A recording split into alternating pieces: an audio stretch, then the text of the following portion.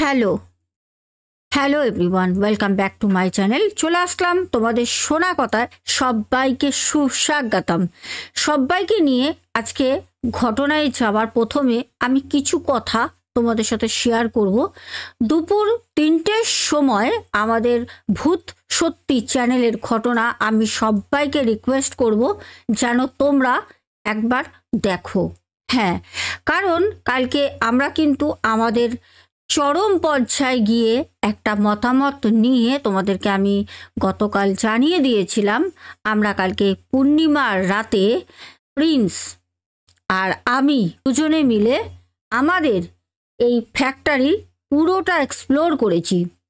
কি কি ধরা পড়েছে আর আমাদের সাথে কালকে কি হয়েছে।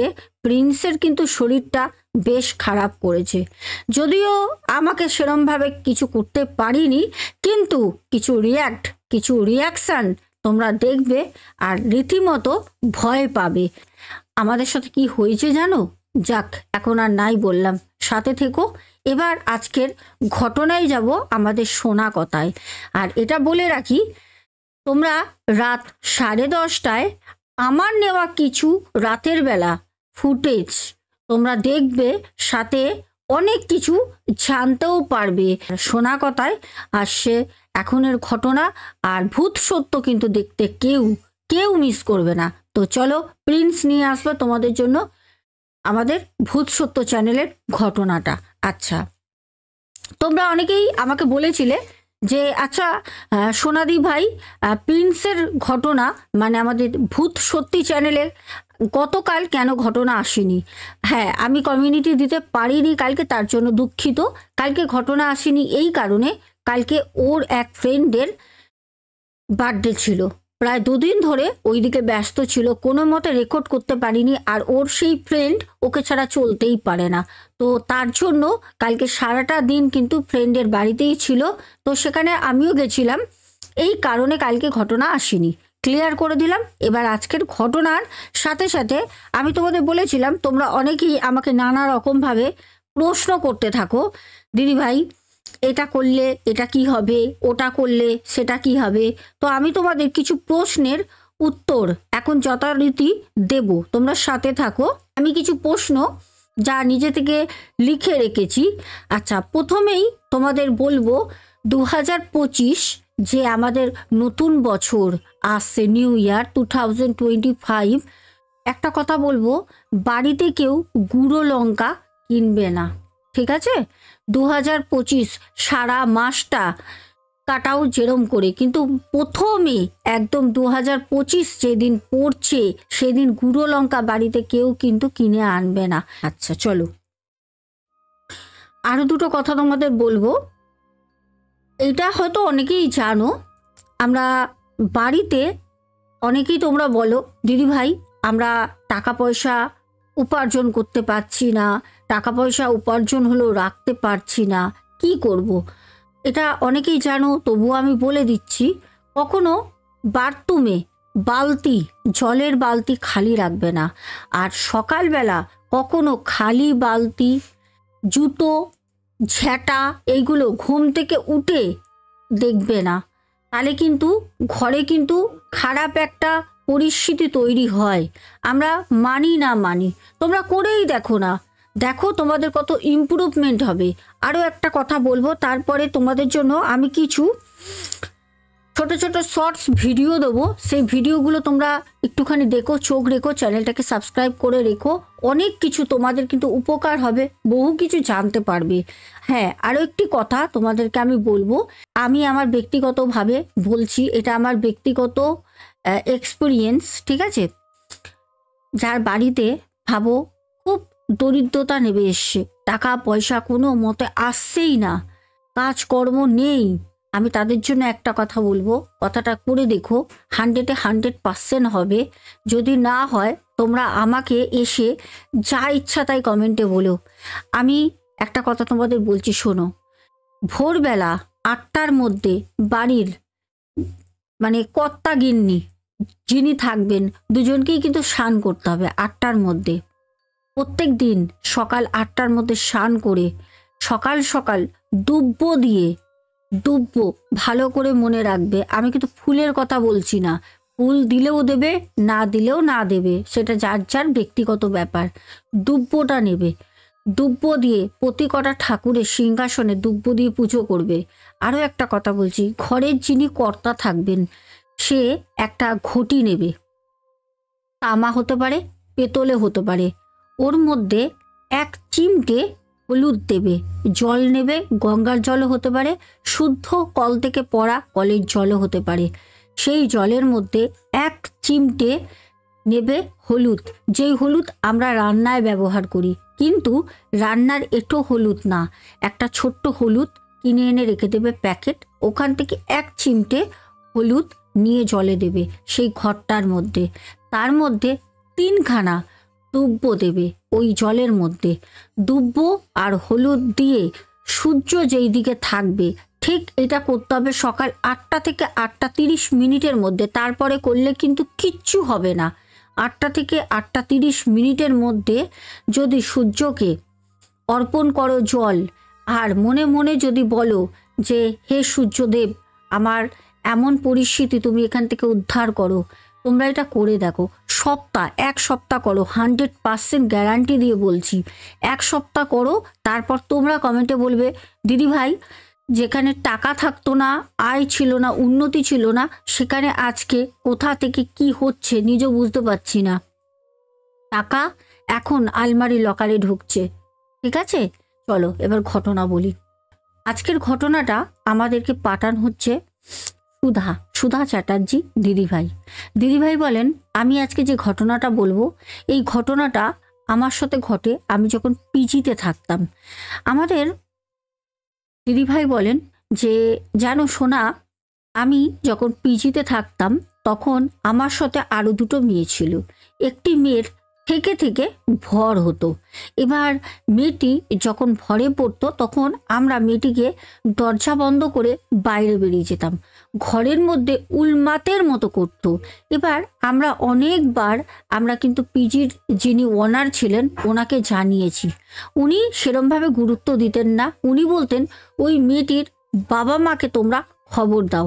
মেয়েটির বাবা মাকেও অনেকবার বলি, মেয়েটির বাবা মায়েরও কিন্তু কোনো রকম ভুরুক্ষেপই ছিল না যে মেয়েটির আজকে এমন চরম অবস্থা। প্রায় দেখতাম মেয়েটির ভর হতো, আমরা জানতাম না ভর হলে এরকম হয়। সেটা আমরা সোশ্যাল মিডিয়ায় দেখেছি, আমরা ফোনে দেখতেই পারি, এই মা মনসা ঠাকুরের ভর হচ্ছে, এই তারা মায়ের ভর হচ্ছে, এই দেখো ওর শরীরে ঠাকুর এসে গেছে। আমরা সেই অর্থেই জানতাম ওর ভর হয়। তো কোনো দিন আমরা ভর ওর উঠলে থাকতাম না কাছে। একদিন আমাদের পাশে আরও 2টো মেয়ে পেন গেস্ট আসে। তো সেই মেয়ে দুটো একদিন বলল যে, আচ্ছা ও অস্বাভাবিক কিছু আচরণ করে, চিৎকার করে, এরকম নানা রকম শব্দ করে, তোমরা ভিডিও করতে পারো না? তোমরা ভিডিও করে কোনো জায়গায় গিয়ে তো মেয়েটার জন্য দেখতে পারো। কারণ মেয়েটার প্রতি কারোরই কিন্তু সেরকমভাবে নেক ছিল না, বিশেষ করে বাড়ির পরিবারের। তো আমরা কিছুই জানতাম না। ওই মেয়েটার একদিন আমি ভিডিও করি। সুধা দিদিভাই বলেন, ভিডিও করে আমি আমার ওই পাশের যে 2জন মেয়ে আসে, ওরাও একটা সময় বন্ধু হয়ে যায়, ওরা আর আমরা 3জন, আমরা সবাই মিলে ওখানে একটা মসজিদ ছিল, একটা মসজিদে যাই। তো আমরা যখন মসজিদে যাই তো ওখানে গিয়ে দেখলাম একজন মসজিদে কোনো ইমাম সাহেব বসে আছেন, উনি কোরআন শরীফ পড়ছেন। আমরা যখনই মসজিদের কাছে গিয়ে দাঁড়াই, উনি আমাদের দিকে তাকান, আমাদের বলল তোমরা কিছু বলবে? তখন আমি ওনাকে বললাম যে, বাবা আমাদের একটা খুব দরকারে আপনার কাছে এসছি, আপনি একটু আমাদের কথা শুনবেন? তখন উনি বললেন, আচ্ছা তোমরা ওখানে একটু দাঁড়াও, তারপর আমি তোমাদের জানাচ্ছি। উনি ওনার মতো কোরআন শরীফ উনি পাঠ করছেন, আমরা দাঁড়িয়ে রয়েছি 5জন। তারপর একটা সময় ওনার যখন কোরআন শরীফ পাঠ করা শেষ হয় তখন উনি আমাদের বললেন, ওই দেখো ওইখানে একটা কল আছে, ওই কলে গিয়ে ভালো করে তোমরা হাত পা ধুয়ে এসো। আমরা গেলাম, হাত পা ধুয়ে মসজিদের ভেতরে, মানে মসজিদ তো ভেতর দিকটা, সামনে একটা চাতাল মতো করা, ওখানে উনি বললেন তোমরা এখানে বসো। আমরা বসলাম। তা আমাদেরকে উনি বললেন যে তোমরা মাথায় কাপড় দাওনি। আমরা বললাম যে না, আমরা তো জানি না, কারণ এর আগে আমরা কোনোদিন আসিনি। তখন উনি বললেন যে তোমাদের তো মাথায় কাপড় দিতে হবে, এখানে তো এরম করে বসা যাবে না। তখন সত্যি কথা বলতে সুধা দিদিভাই বলে আমার কাছে কোনো কাপড় দেওয়ার মতো আমার কাছে ওড়না বা কিছু ছিল না, আমরা তো কেউ শাড়ি পরেছিলাম না। তখন আমার এক বান্ধবী, সে কিন্তু চুড়িদার পরে যায়, আমরা সবাই জিন্সের প্যান্ট আর টপ পরেছিলাম, আর এক বান্ধবী সে চুড়িদার পরেছিল, তার ওড়নাটাই আমরা 5 জনে মাথায় একসঙ্গে দিয়ে ওখানে বসি। তখন উনি বললেন যে ঠিক আছে তাহলেও চলবে। উনি তখন জানতে চাইলেন যে কি অসুবিধা, কিসের জন্য আমার কাছে এসেছো। তখন আমরা বললাম যে বাবা, আমাদের এক বান্ধবী আছে, আমরা পিজিতে থাকি, ওর না এরকম ভর হয়, এবার আমরা বুঝতে পারি না, ভর হলে এরকম হয় নাকি আমরা জানি না, ভর হয় কি না তাও জানি না। আমরা ইউটিউবে দেখি, ফেসবুকে দেখি ভর হলে পারে ঠাকুরের এরকম করে পাগলামি, তো ওকেও এরকম দেখি করতে, তার জন্য আমরা বলছি ভর হয়, আদৌ আমরা জানি না, আপনি কি একটু দেখে বলতে পারবেন। তখন উনি বললেন যে কে তোমাদের মধ্যে কে সে। আমরা বললাম না না, ও তো আসেনি, ও রুমেই আছে, ওকে আমরা আনতে পারিনি, ও আমাদের সাথে কথা বলছে না, ও বিকটভাবে আমাদের দিকে তাকিয়ে তাকিয়ে দেখছে। তখন যে আমাকে বুদ্ধিটা দিয়েছিল ভিডিও করার, সে তখন বলল ওর নাম রূপা। তখন রূপা বলল আই সুধা, ওই ভিডিওটা দেখা না, তাহলেই তো হবে। তখন আমি ওনাকে বললাম বাবা, একটা ভিডিও করে এনেছি, ও যখন ভরে পড়ে আমরা তো জানি না, কিন্তু আমরা ভর বলছি, তখন না আমরা ওকে ঘরে বন্ধ করে দিয়ে বাইরে চলে আসি, আমাদের খুব ভয় লাগে, ও কিরম কিরম আওয়াজ করে, উন্মাতের মতো না কিরকম করে চুল টানে, তারপর চোখগুলো অদ্ভুতভাবে বড় হয়ে যায়, লাল হয়ে যায়। তখন সেই বাবা বলল আচ্ছা আমাকে দেখাও। সুধা দিদিভাই বলে যে তুমি বিশ্বাস করবে না সোনা, আমি ভিডিওটা ওনাকে চালিয়ে দিলাম, উনি হাতে নিয়ে দেখলেন, দেখে বললো ও বাবা, হে আল্লাহ, একে তো জিনের কবলে পড়ে আছে, ওকে তো জিন ধরে আছে। আমরা শুনে বলছি কি, জিন ধরেছে? জিন কি করে ধরবে? বলে হ্যাঁ, ওকে তোমরা তাড়াতাড়ি আমার কাছে নিয়ে এসো, নালে মেয়েটার প্রাণ নিয়ে যাবে, ওর শরীরে জিন প্রবেশ করে, জিন প্রবেশ করে ওকে এরকম করায়। আমরা তখন বললাম ওকে আনবো কি করে, মানে। তখন সুধা দিদিভাই বলে সোনা, বিশ্বাস করবে না, যতক্ষণ জানি না ওর মধ্যে কি হচ্ছে, ওর সাথে আমরা থাকতাম কিন্তু 4 জন, মানে ও আরও 3 জন, একসাথে 4 জন, রুমে 4টেই বেড ছিল। আমরা যখন জানলাম ওর শরীরে জিন ঢোকে, ওর পরে আমরা ভাবলাম আমরা যাবো কি করে ওর কাছে, থাকবো কি করে 3 জনে, মানে আমরা তো ভয়তেই মানে ওখানেই মরে যাচ্ছি। তখন পাশের যে আমাকে বলেছিল ভিডিও করার কথা, রূপা, তখন রূপা বলল যে আচ্ছা বাবা, আমরা কালকে ওকে নিয়ে আসার চেষ্টা করব। আমি তখন বললাম এই রূপা, কি বলছিস, ও আসবে না রে, আর জিন যদি শরীরে ঢোকে তাহলে পারে ওকে এখানে আনবো, জিন তো বুঝে যাবে, ওকে তো আসতে দেবে না। তখন সেই বাবা বললেন দাঁড়াও, তোমাদেরকে আমি কিছু জিনিস দেবো, তোমরা যতটা স্বাভাবিক ভাবছো অতটা স্বাভাবিক না, একটু অপেক্ষা করো। বলে উনি কোরআন শরীফটা হাতে বুকের কাছে তুলে নিয়ে একদম মসজিদের ভেতর চলে গেলেন। আমরা প্রায় অনেকক্ষণ বসে থাকার পর আমাদের কাছে উনি আসলেন, এসে 3টে সাদা সাদা কাপড়ের পোটলা, এই সরি 5টা, আমরা 5 জন ছিলাম, 5টা সাদা সাদা কাপড়ের ছোট ছোট পোটলা এনে আমাদের বলল হাত পাতো। আমরা বসে আছি, উনি কিন্তু দাঁড়িয়েই আছেন। এসে আমরা একে একে হাত পাতি, একটা করে পোটলা উনি ছুঁড়ে ছুঁড়ে দেন, মানে ওনার শরীরের সাথে আমাদের শরীরে কোনো টাচ হলো না। উনি আমাদের হাতে 5 জনকে 5টা পুটলি দেয়, সাদা কাপড়ের ভিতরে কিছু আছে। আমরা তখন বললাম বাবা এর মধ্যে কি আছে? তখন বলল এর মধ্যে যাই থাক, এই পুটলিটা যখন ওকে নিয়ে আসবে তখন যেন তোমাদের সাথে থাকে। আরও একটা কথা, সারাদিন যদিও তোমাদের সাথে এই কাপড়ের পোটলাটা না থাকে, তবুও কিন্তু রাতের বেলা যখন শোবে যার যার বিছানায় বালিশের নিচে এটা রেখে দেবে।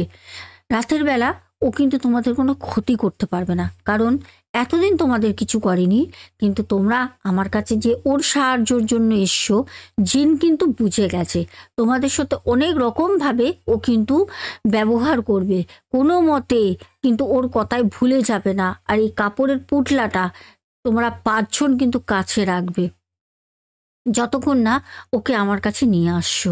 আমরা খুব ভয় পেলাম, আমরা 5 জন ওখান থেকে বেরিয়ে যখন যাচ্ছি প্রচণ্ড ভয় লাগছে, কি করব, কি হবে, কি হবে, ভয় লাগছে। একটা সময় আমরা গেলাম পিজিতে, দেখলাম ও বই পড়ছে আর সুন্দর একটা ঘরে গন্ধ বেরোচ্ছে। আমি গিয়ে বললাম, কিরে খুব বই পড়ছিস, পণ্ডিত হয়ে যাবি তুই। আমরা কথাটা বলছি ভয়ে ভয়ে, যাতে ও কিছু না বুঝতে পারে আমরা কোথায় গেছিলাম বা কিছু। ও হঠাৎ করে টেবিলে বসে কিছু বই পড়ছিল। ও না ঠিক রিয়াক্টটা করলো এই রকম,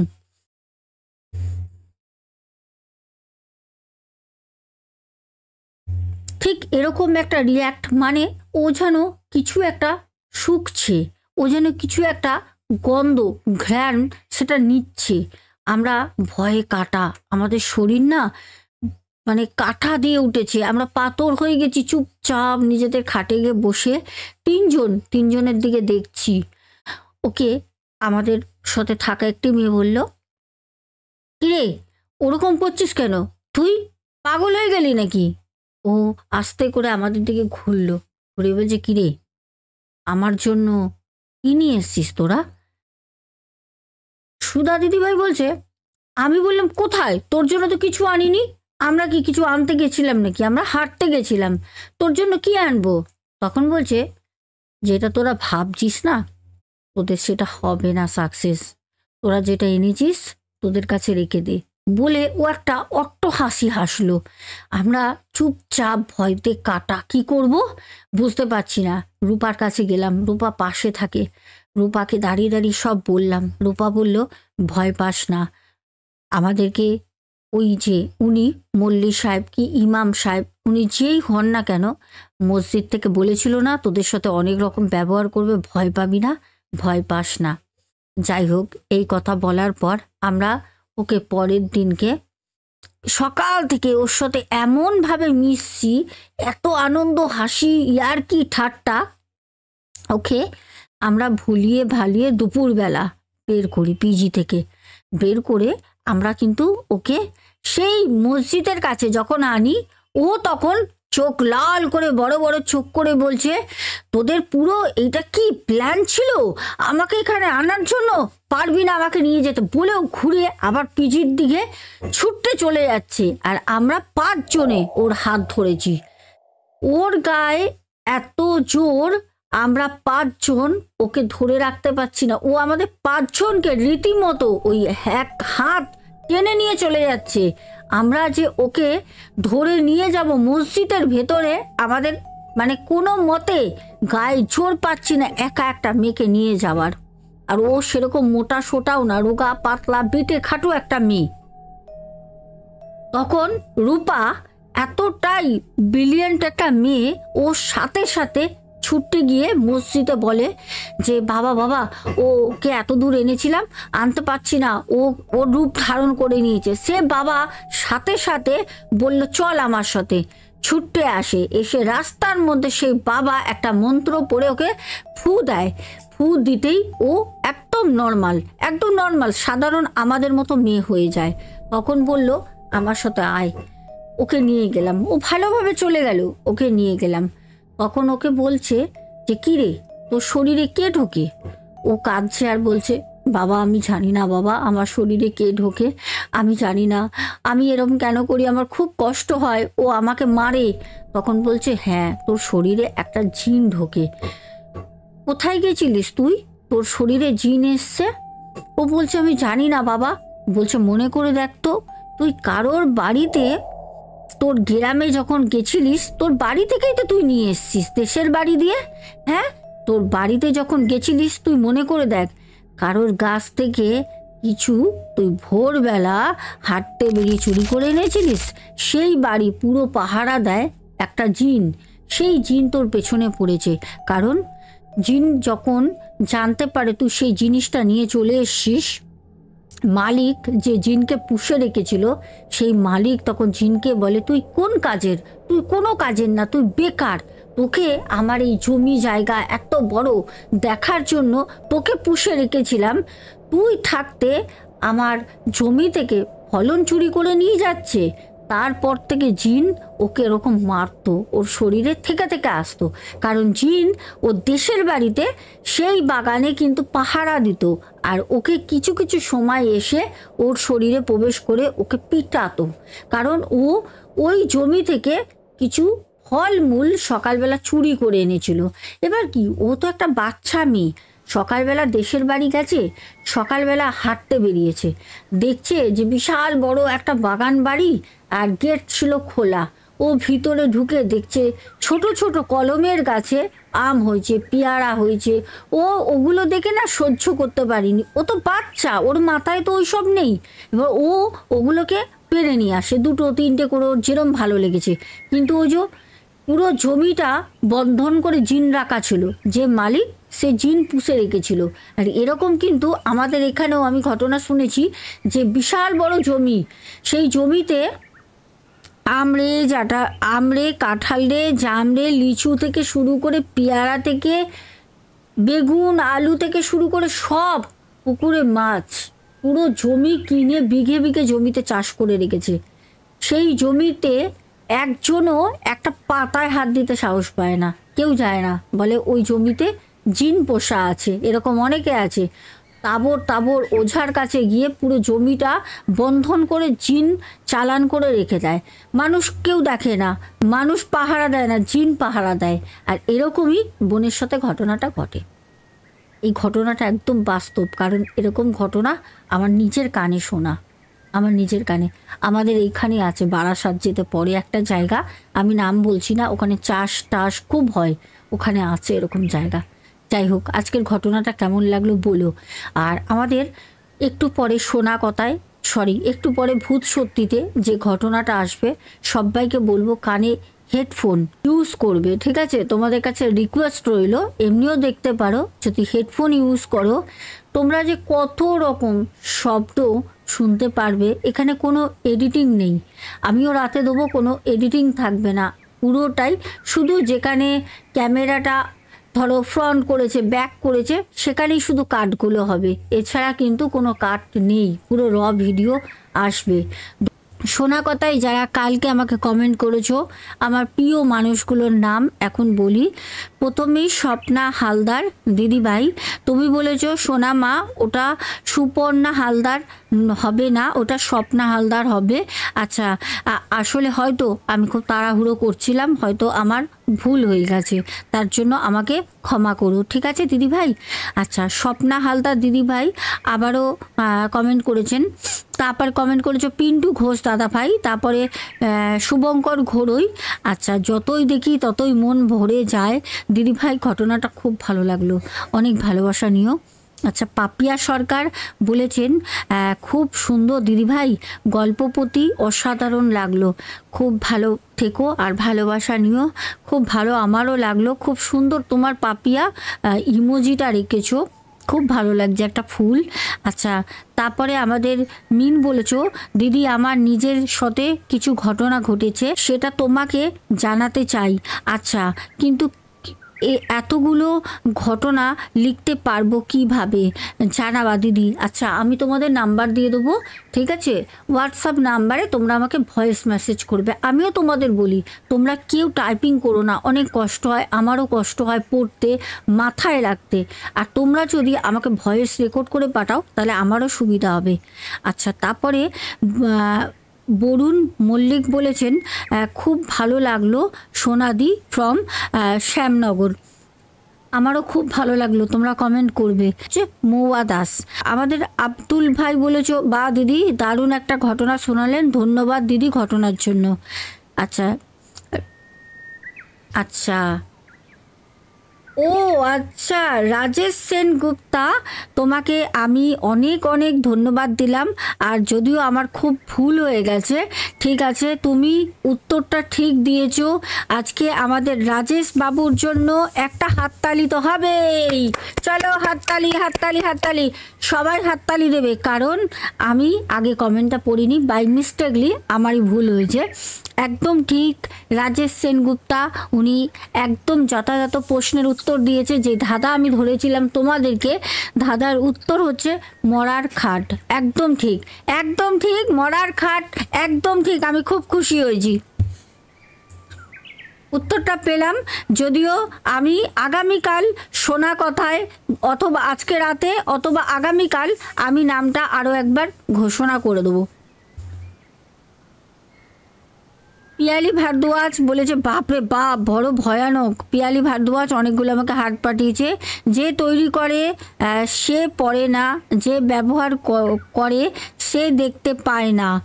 আচ্ছা, আমি বুঝতে পারলাম না কি বলতে চাইছো। আচ্ছা, ও আচ্ছা, তুমি বলেছো মরার কাফান। একদম একদম একদম, তোমার জন্য সত্যি সত্যি সত্যি হাততালি হবে। ঠিক বলেছো, মরার কাফানও হতে পারে, মরার খাটও হতে পারে। একদম ঠিক, কারেক্ট কথা বলেছো। তারপরে বৈশাখী রয় বলেছো I love you, I love you too Baishakhi. আচ্ছা, সুদীপ্তা ব্যানার্জি আমাকে অনেক হাত দিয়েছো পরপর দুবার।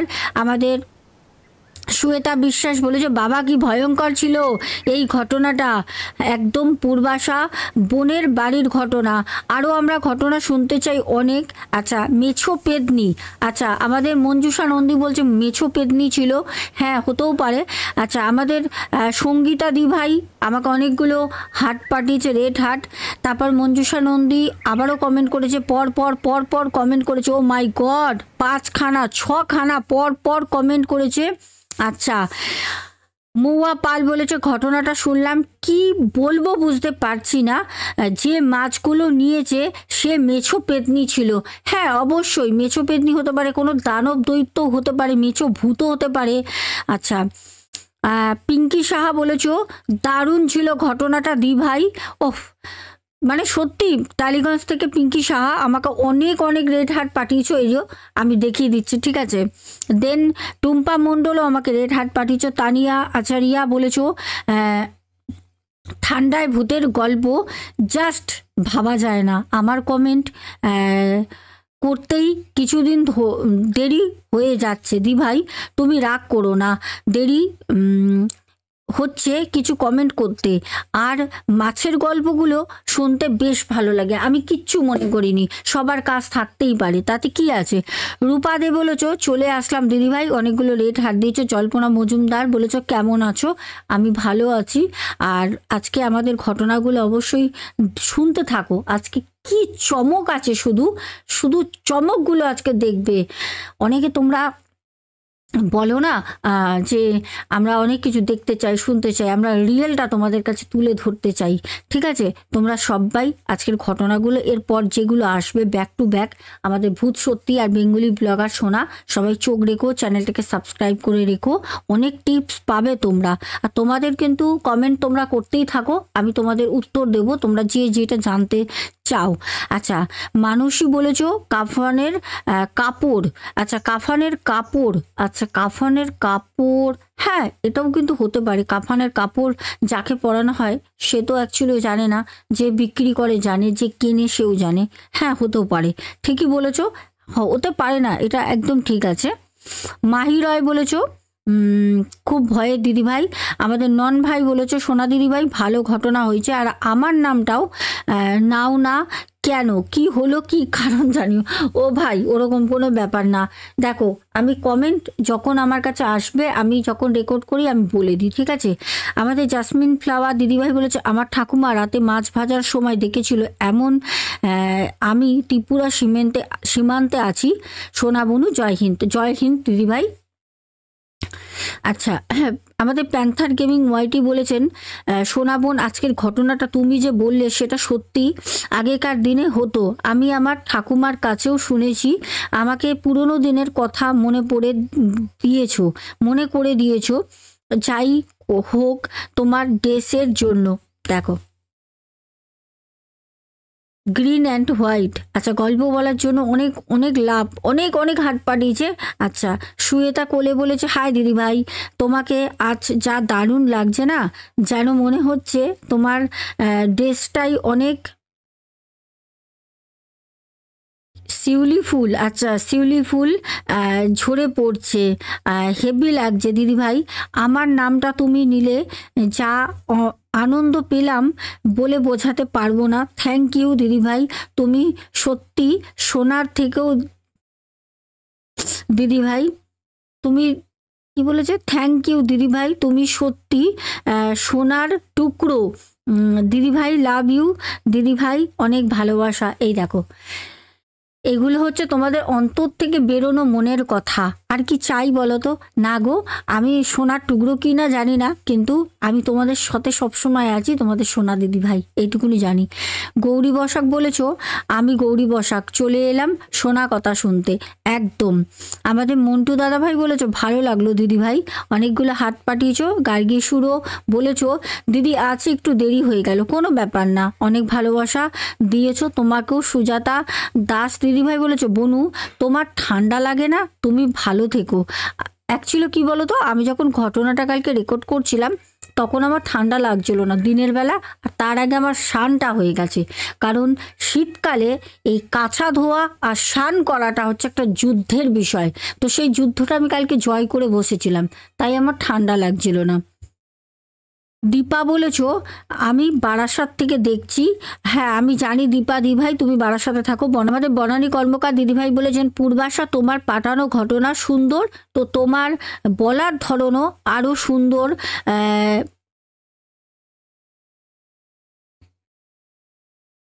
কি সাংঘাতিক, সত্যি ভয়ের ছিল ঘটনাটা।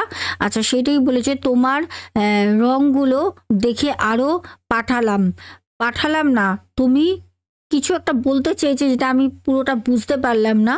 আচ্ছা, তারপরে সুখদেব পাঞ্চাল, তারপরে হচ্ছে শ্বেতা বিশ্বাস আবারও কমেন্ট করেছে। চন্দনা গোপে দিদিভাই বলেছেন, দারুণ লাগলো, অনেকগুলো লাভ পাঠিয়েছো, খুব ভালো লাগলো। জয়লী নন্দী দিদিভাই বলেছে, আজকে সোনামাকে শীত পাইনি, কারণ আজকে তুমি গরমের পোশাক পরোনি, শরীর খারাপ করলে কি হবে। দেখো দিভাই, আমি কালকে স্নান টান করে একদম পুজো টুজো দিয়ে বসেছিলাম। আমার সত্যি কথা বলতে কালকে একটু ঠান্ডা কম লাগছিল, কিন্তু বিকেল দিকে ঠান্ডাটা ভালো লাগছিল। আচ্ছা, রিনা সিনহা বলছেন, চলে আসলাম যথারীতি আমিও, শীতের বিকেল এবং জমিয়ে ভৌতিক ঘটনার আসর, সাথে গরম চা, উফ দারুণ আড্ডা, ভয়ে লাজাবাব। আচ্ছা দি ভাই, আপনার জন্য। এই দেখো, এগুলোই তো ভালোবাসা, বলো তো। আচ্ছা, নীলিমা সিনহা লিখেছেন, খুব ভালো লাগে তোমার ঘটনা, সাথে থাকবে সব সময়, আর তোমাদের কমেন্টও আমার খুব ভালো লাগে। আচ্ছা, প্রদীপ দাস বলেছো, খুব ভালো ঘটনা দিদি ভাই। আচ্ছা, আমাদের বাবলি মল্লিক বলেছো, শুনতে চলে এলাম, এত সুন্দর করে বলো, খুব খুব ভালো লাগে, তোমার সব গল্পই আমি শুনি, অনেক ভালোবাসা। নেহা মাইতি বলেছো, দিদি ভাই ঘটনাটায় কোট ভর্তি ছিল। আচ্ছা, কোট ভর্তি ছিল মানে বুঝতে পারলাম না। আচ্ছা, না বলেছে দিদিভাই ঘটনাটা খুব মিস্টেক হয়ে গেছে, স্পেলিংটা ওখানে, মানে ওয়ার্ডটা খুব খাতারনাক ভয়ঙ্কর ছিল। আচ্ছা, সাথে আমাকে অনেক হাট পাঠিয়েছো। যাই হোক, আজকের ঘটনাটা এখানে ইতি করলাম। সবাই খুব ভালো থেকো, আর চোখ রেখো আমাদের সব কটা চ্যানেলে, কি কি আসছে শুধু দেখবে, টিপস থাকবে সাথে। আর চ্যানেলটাকে সাবস্ক্রাইব করতে কেউ ভুলবে না, চ্যানেলগুলো সাবস্ক্রাইব করে রেখো, তোমাদেরই লাভ হবে। আজকের মতো টাটা, গুড নাইট, চলো।